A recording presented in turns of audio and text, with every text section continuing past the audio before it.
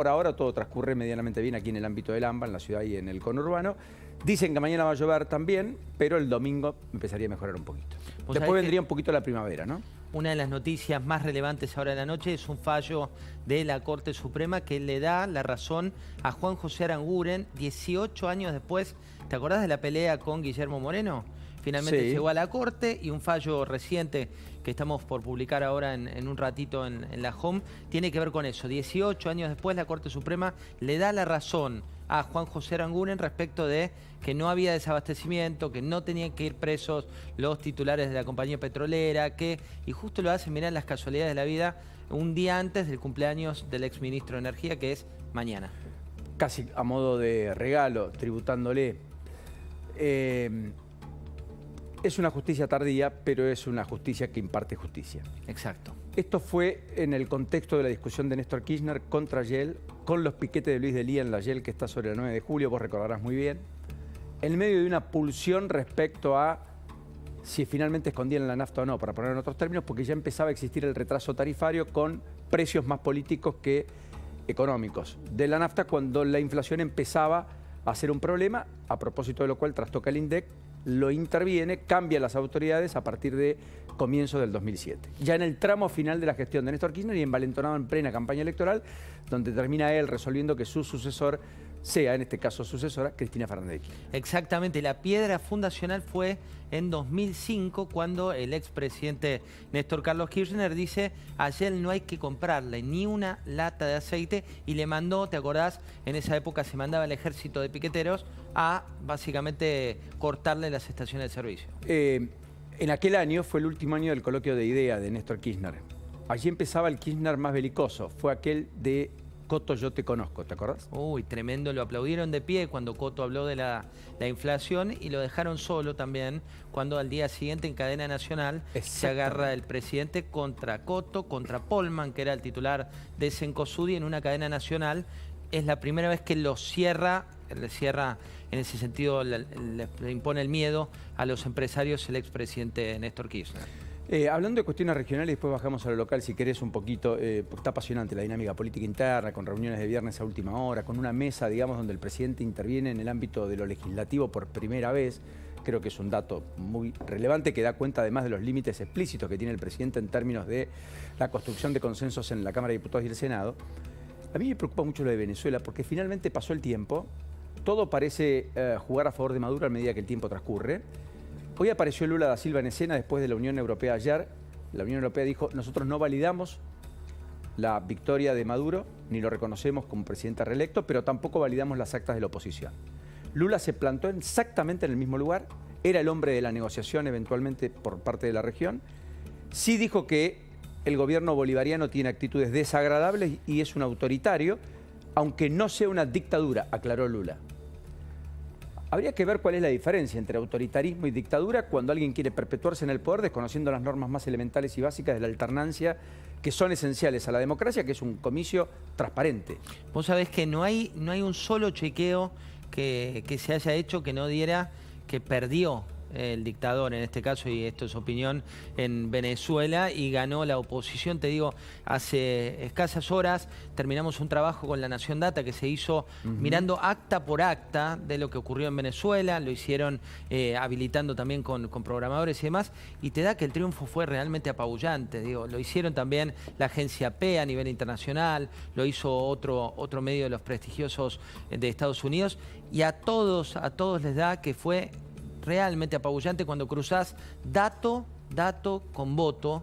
Te digo, da cierta impotencia, ¿no? Que no haya cambiado esto, Paulino, con tanta evidencia científica. Y además con un gobierno que tomó el Tribunal Electoral y que se jacta de confirmar una victoria solo con el 80% del escrutinio provisorio que ni siquiera nadie vio ni pudo mostrar. Sí. Es todo lo que está mal. Digo, porque si vos sos condescendiente con esto, ¿cómo te plantás frente a la arbitrariedad del próximo gobierno que quiera hacer algo similar en la región o en cualquier lugar del mundo? Sí, cualquiera sea su ideología, ¿no? Definitivamente, por derecha, por izquierda, no importa. Denostando la democracia, la alternancia, la libre elección, sistema que rige a Occidente, por lo pronto hasta acá, hasta que se conozca uno mejor, como el más validable. Lula dijo esto, para poner en contexto por las dudas, si te lo perdiste, esto es lo que dijo el presidente de Brasil hoy. A Venezuela tinha colegio eleitoral. era Colégio Nacional Eleitoral. Era um Comitê Nacional Eleitoral, em que tinha 3 pessoas do governo e 2 da oposição. Era esse colégio que tinha que dar o parecer sobre as atas. Acontece que o presidente Maduro não ouviu esse colégio, ele passou direto para a Suprema Corte. Eu não estou questionando a Suprema Corte. Eu apenas acho que, corretamente, deveria passar pelo colégio eleitoral que foi criado para esses fins. Então, eu não aceito nem a vitória dele, nem da oposição. Eu acho que tem um negócio, a oposição fala que ganhou, ele fala que ganhou, mas você não tem prova. Para nosotros, sin embargo, José, la JOM de la Nación demuestra la prueba, que es la única que conocemos, las actas. Tremendo. Y este es el huracán. mapa donde ganó González Urrutia. Y pongamos el de Maduro, ¿lo tenemos? Es tremendamente apabullante el azul por sobre el colorado. Tremenda en distritos, Paulino, donde nunca había ganado, en este caso, el color de la oposición. Al menos, ahora que hay actas, al menos que ahora la oposición es más creativa, porque en otra época no estaba esta estrategia de guardar las actas, publicarlas, difundirlas, abrirlas. Digo, ahora es la primera vez que hay pruebas consistentes, Paulino. Sí, así que yo digo, no podemos olvidar que Venezuela tiene eso, tragedia con la cual convive, es el principal contingente de migrantes de un país en los últimos años en el mundo en términos relativos, más de 8.300.000 venezolanos huyeron del régimen, y es un país que está devastado, con una enorme pobreza, muy extendida, con libertades recortadas y con la amenaza además de que Edmundo González eventualmente pueda terminar preso. Porque lo que ha dicho Maduro es que, fictalmente, si no se presenta en la tercera convocatoria que hace la Fiscalía Electoral a dar datos y a comparecer a ese tribunal manejado por Maduro, por el cual él dice no quiero ir porque temo de que me detengan, lo vamos a arrestar. Sería declarado en rebeldía. Esto está al caer. Y yo creo que bien vale la pena hacer la advertencia en el antes y no llorar después. Sí, el contexto también de lo que decía Lula respecto de la red social X, que también es un debate, ¿no? ¿Cuál es la libertad? Me refiero, ¿de qué manera podés impedir una red social de tanto alcance hoy? Por más que es cierto que cuando uno se mete en ese nanoclima de alta intensidad, siempre hay más agresiones que comentarios constructivos. Todo esto por el juez que ordenó bloquear. Exactamente. En Brasil. Yo creo que hay una revisión. El mundo no sabe cómo abordar la inteligencia artificial, no sabe cómo regularla, está sorprendido. No sabe cómo hacer tampoco con Google, con la posición dominante que tiene. De hecho, hay muchas y severas advertencias y marcos regulatorios crecientes aquí y allá. Tampoco X. Esta es la verdad. Donde tiene una hegemonía, donde todo parece que allí ocurre, donde un parte del negocio comunicacional se ha trasladado ahí. Hoy se compran comunidades, se venden comunidades, se compran tuiteros, se venden tuiteros. Buena parte del presupuesto publicitario también dejó de estar en los medios tradicionales, pasó a estar en este contexto en redes sociales, en YouTube y demás. Y también ahí tenés jugadores que aprovechan, como siempre. Y la verdad se ahuyenta bastante seguido, también vale la pena decir. No tiene los mismos criterios de validación que nosotros, ¿no, José? Totalmente. Acá prohibieron a Twitter. Bueno, fíjate que son todos con una mirada centroizquierda, ¿no? Clarito. Se ve muy claramente, ¿no? Porque tenés Brasil, que tiene esta intención, Venezuela, China, porque vos decís, en este contexto, Paulino, el debate en X, podés apagarlo si no te gusta, directamente, pero no cancelarlo. Y porque la tesis de la cancelación es justamente el pasaje al autoritarismo. Es cancelar al otro, es eliminar al otro. Bueno, China ni siquiera tiene WhatsApp ahora. China ni tiene WhatsApp, es cierto. Bienvenida, WhatsApp. Lourdes Marchese, ¿cómo estás? Buenas noches. Es cierto, no tiene WhatsApp, China. ¿Vos sabés que un régimen monolítico en lo político, pero de mercado en términos económicos, que incluyó o se incluyeron en la OCDE por caso en 2001. Aceptó las reglas de juego de finalmente el mercado y Occidente y compite. Y creció a tal punto que hoy casi su economía tiene la magnitud y la dimensión y el peso específico en el planeta de la de Estados Unidos, con una expectativa de vida que en promedio alcanzó un récord absoluto en China de 78 años y medio. Vos sabés que en la medida que hablabas de inteligencia artificial, estaba buscando un cuadro que nos lo compartió Rebeca Wang, que es la corresponsal en Silicon Valley, que dice en qué lugares, en qué países el ChatGPT, que es inteligencia artificial, es más popular en el mundo. Primero en India, segundo en Marruecos, tercero en Emiratos Árabes y cuarto Argentina. En el mundo, ¿eh? Cuarto la Argentina. Wow. Mirá vos, qué interesante el dato. Realmente Muy buen interesante. aporte, querido José.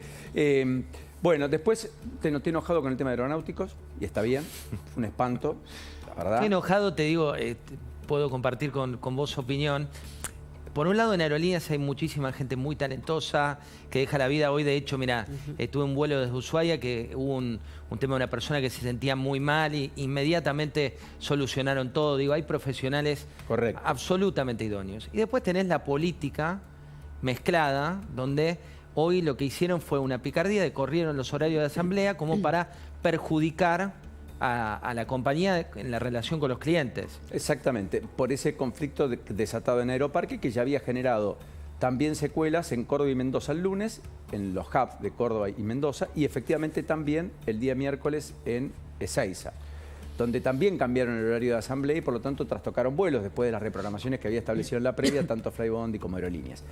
Flybondi y Aerolíneas habían, contemplando las medidas de fuerza del día de hoy, las asambleas, modificado vuelos, los habían pasado ya de Aeroparque a Ezeiza, lo cual no es nada grato ni cómodo para el que toma el vuelo y viaja, etc. Más un viernes, además que llegar a Ezeiza cuesta 1 hora más, mínimo. Ahora, no solo esa fue una complicación, la complicación fue que cambiaron los horarios de las asambleas y por lo tanto se trastocaron un montón de vuelos y de hecho se cancelaron 20. Y lo hicieron... 5.500 pasajeros quedaron varados. La compañía trataba de cuidar a los pasajeros, que en definitiva son los clientes, que en definitiva en un gobierno que te dice no hay plata, son los que necesitas como para que puedan pagar los sueldos el día de mañana, porque veamos que si no le tembló el pulso al presidente para cortarle a las provincias, cortarle los puentes, digo, menos va a ser para una compañía. Entonces, el riesgo es que esto termine generando la profecía autocumplida. Sí, porque de hecho va creciendo el consenso social respecto a la eventual privatización. Por ahora no está en la línea de partida, de hecho no tiene autorización, quedó eximida por parte de los diputados, ¿no es cierto? Y senadores con la ley bases. Sí está ahí AISA, IMSA y alguna empresa más que se me escapa para la primera parte de la tanda de privatizaciones, pero no está Aerolíneas. Y yo creo que en algún momento va a ser revisable, si esta conducta se mantiene. Sí, la otra alternativa es que el Congreso nombre servicio esencial al transporte aerocomercial, también, que se unan oposición, oficialismo y demás, y es una manera de preservar lo que supuestamente piden gobernadores y determinados municipios, pero desde una perspectiva de cuidar también a la gente, ¿no? Que en definitiva es la que sube y necesitaban hoy había casos de chicos que querían, tenían operaciones, viajes de egresados, gente por temas de salud, familias con chicos chiquitos, digo, gente muy grande que tenía que... Los trastornos son múltiples, el que venía a hacer un negocio, a firmar un contrato, no importa qué, cualquiera, el costado humano, el costado económico.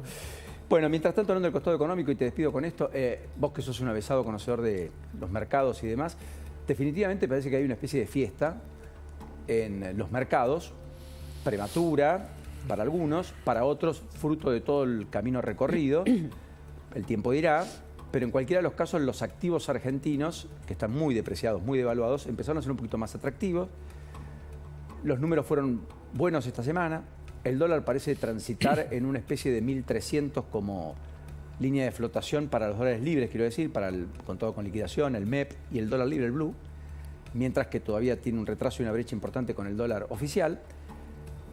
Pero lo concreto es que, solidificando la idea del superávit fiscal y la idea de que hay plata para cubrir los vencimientos, el gobierno intenta construir una narrativa de recuperación a partir del mes de julio, de quiebre en los niveles de actividad económica, que podría ser un poco mejor de la que algunos auguraban, en virtud, por caso, del crecimiento de la venta de autos, superando el 5% respecto a julio del año pasado. Agosto de este año respecto a agosto del año pasado. Es decir, mostrando en términos interanuales inclusive algunos sectores que empiezan a estar por encima del 2023, no solo del mes anterior. ¿Ves algo de esto? Sí, pero así como no me subo a las grandes caídas cuando se producen, tampoco a las grandes alzas. ¿Por qué? Porque hay que esperar bastante. Tenemos un contexto en el cual la soja, que es una variable que todavía es muy influyente, a futuro siempre hablamos del litio, hablamos de la cordillera y demás como oportunidad, pero eso es futuro. en el corto plazo sigue siendo la soja lo que te mueve o no el ingreso de dólares principalmente en la economía, y los precios de la soja, esto lo decía un dirigente peronista, decía son peronistas. ¿Y por qué decía esto? Porque están tocando un piso, no están tocando un techo, en un contexto en el cual el gobierno de Milei necesita de esos dólares como para seguir incrementando las reservas y el mediano plazo. La verdad, Paulino, es que los mercados le validaron y valoraron este veto que se produjo hoy, finalmente por parte del presidente, con la firma en el tema de jubilaciones, por lo que implica de enfrentarse a la política. Pero como contrapartida le están pidiendo también más política a un gobierno que tiene que tener más negociación. Digo, se da esta contradicción de corto con estas acciones y de mediano plazo, donde para el 2025 necesitas más política. Bueno, y en ese sentido es que ocurrió lo de hoy en la Casa Rosada, y de lo cual vamos a hablar un ratito, vos ya te ocupaste también.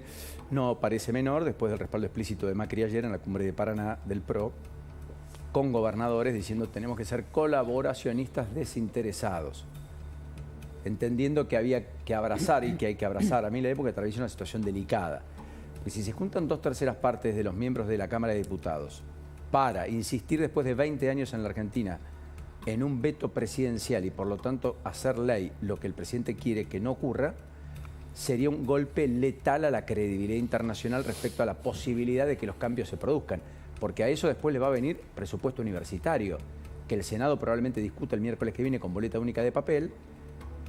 Tiene media sanción de diputados, va a tener sanción en senadores, son más de 750.000 millones de pesos. El gobierno, si toma la misma lógica, va a vetar ese proyecto, lo que va a implicar que los universitarios salgan a la calle. De hecho, hoy se reunió el Consejo Interuniversitario Nacional en Santa Rosa, La Pampa, y los rectores hicieron una advertencia respecto a el normal funcionamiento de las casas de altos estudios, que de hecho están en crisis, la mayoría con declaraciones de emergencias, y están pidiendo inclusive la garantía del 1% del presupuesto total del 2025 para destinarlo a las casas de altos estudios. Bueno, ahí hay un punto respecto no solo de los fondos, sino también de la transparencia de los fondos, ¿no? Porque la vez pasada, cuando se produjo algo que fue muy válido, que fue el reclamo de decir, bueno, por acá no, digo, con la educación pública no. Correcto. Quedó también en la nada lo de avanzar con mayor transparencia respecto de cómo se utilizan los fondos públicos de las universidades, y esto no va a contramano de darle fondos, todo lo contrario. Pero digo, fíjate que si uno mira las crisis regionales, tema jubilaciones, previsional, tema de educación o de universidades y tema de transporte boletos colectivos, que es lo que está aumentando, son tres ejes que cuando mirás al mundo en el pasado reciente hay que tener mucho cuidado porque son ejes muy sensibles que de un día para el otro te pueden cambiar la taba. Acá hay una... los rectores comunicaron, digamos, una planilla donde se ve claramente cómo han corrido detrás de la inflación. No sé si la podemos ver, Juan Cruz, es importante, porque esto, mira, ahí está. ¿Ves? Lo rojo es la inflación, lo celeste es el salario. Fíjate que durante diciembre y enero tuvieron 0, en febrero tuvieron un poquito, en marzo un poquito más, en abril volvieron a correr de atrás, en mayo mejoraron, en junio empataron, en julio mejoraron, pero todavía están muy desfasados. 134 contra 57. Estamos hablando de docentes. Sí, muy duro, que tienen una base, porque no es solo el porcentaje, la base del docente per se ya es baja. Bueno, es la más baja de Latinoamérica, que es el segundo cuadro que mostraron ahora. Está en 1.200 más menos dólares promedio contra 4.000 y pico en Brasil, por ejemplo. En el sector privado la media de pérdida de poder adquisitivo fue entre 15 y 20 puntos, con lo cual si se da que esos datos son tal cual los definen, es muy superior a la media. Bueno, mira, hablando de eso y te despido, está Pupitres a medida, la publicación reciente de Marina Kienatz, que es legisladora porteña, pero habla de la educación personalizada. Es una especialista en materia educativa. Por eso los viernes tomamos ciertas licencias, porque yo creo que con educación podemos discutir lo que quieras. Sin educación nos vamos a quedar afuera de buena parte del mundo. Completamente de la empleabilidad de del futuro, de la posibilidad de comprender la tecnología, ya ni siquiera te hablo de inteligencia artificial, y de la posibilidad de interactuar, de hablar, de dialogar, de consensuar. En fin, tantas cosas. José querido, un enorme placer. Lo mismo digo, que tengan un gran programa.